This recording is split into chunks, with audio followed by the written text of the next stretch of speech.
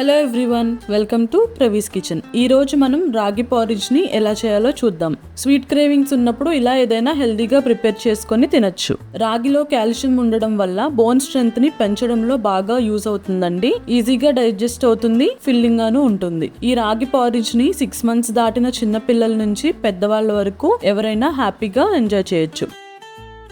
ముందుగా మనం ఈ రెసిపీకి కొబ్బరి పాలని ఎక్స్ట్రాక్ట్ చేసుకోవాలండి.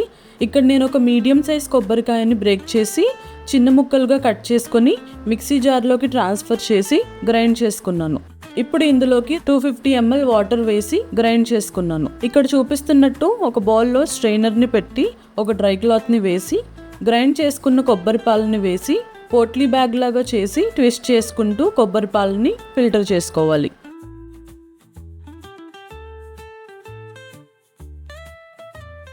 ఇలా 2 batches లో కొబ్బరి పాలని ఫిల్టర్ చేసుకోవాలి. మనకి 500 ml కొబ్బరి పాలు వస్తాయి. అడుగు మందంగా ఉన్న ఒక ప్యాన్ని తీసుకొని అందులోకి 2 tablespoons నెయ్యిని వేసుకోవాలి.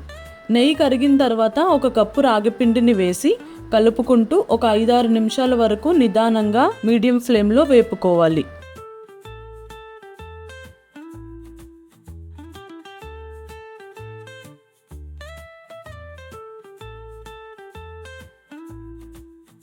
ఇప్పుడు ఇందులోకి 2 కప్పుల కొబ్బరి పాలు 2 కప్పుల నీళ్ళని వేసి రాగిపిండి ఉండలు కట్టకుండా కంటిన్యూస్గా కలుపుకోవాలి.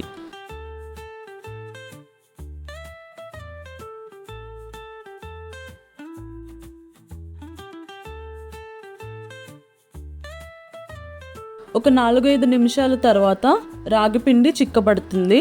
అప్పుడు ఇందులోకి తురుముకున్న 1 కప్పు బెల్లాన్ని వేసి కలుపుకోవాలి.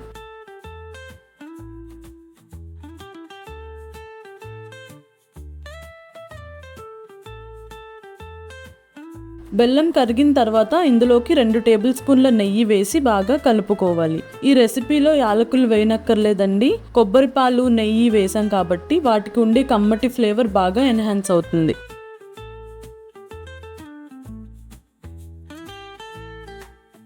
కాసేపటికి నెయ్యి అబ్జార్బ్ చేసుకొని ఇక్కడ చూపిస్తున్నట్టు సిల్కీ స్మూత్ కన్సిస్టెన్సీ వచ్చి కాస్త షైనీగా కనపడుతున్నప్పుడు స్టవ్ ఆఫ్ చేసుకొని మీకు నచ్చితే డ్రై ఫ్రూట్స్ ని యాడ్ చేసుకొని సర్వ్ చేసుకోవడమే. చిన్న పిల్లలకి పెట్టేటప్పుడు మాత్రం ఇలా చాప్ చేసిన డ్రై ఫ్రూట్స్ కాకుండా పౌడర్ చేసి వేసుకుంటే గొంతుకి అడ్డుపడకుండా ఉంటుంది.